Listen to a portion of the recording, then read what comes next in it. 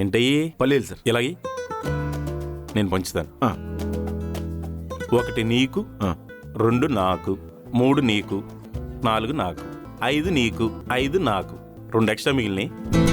అలా ఎలా తినేస్తారండి? ఎక్స్ట్రా మిగిలితే ప్రసాద్ నువ్వు తింటావని అడగాలి కదా. నేను కావాలని తిన్నానా? 2 ఎక్స్ట్రా మిగిలిన చెప్పే కదా తిన్నాను. అప్పుడు వేరే వాడికి పిలిచేవచ్చు కదా. ఇప్పుడు పల్లీలు తెచ్చింది నువ్వు, పంచింది నేను. 3వ నెల ఇన్వాల్వ్ చేస్తావు. తల్లి పిల్ల న్యాయం లేదేంటి? ఎప్పుడు మీరు ఇంతే సార్. ఎన్నోసార్లు మీకు టీ ఇప్పించాను. మీకేమో పింగాణి కప్పు, నాకు పేపర్ కప్ప. నేను అడిగానా? తాటి బెల్లం టీ ఇప్పించమని నేను అడిగానా? నీకు ఒళ్ళు కొవ్వెక్కి నువ్వు డబ్బులు ఖర్చు పెట్టుకున్నావు.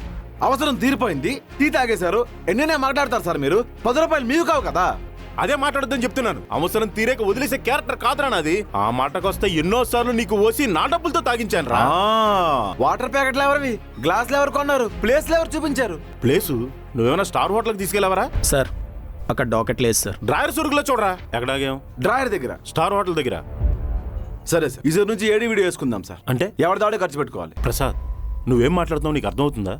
జస్ట్ 2 పల్లీల కోసం నాలాంటి పెద్ద మనిషితో గొడవ పెట్టుకుంటున్నావు. ఏం పర్లేదు ప్రసాద్, ఈసారి 2 ఎక్స్ట్రా వస్తే నేను తిన్నాను, నెక్స్ట్ నువ్వు తిను.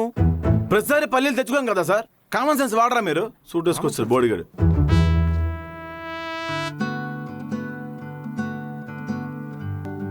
అమ్మయ్యా, మందులకు పనిచేస్తాయి.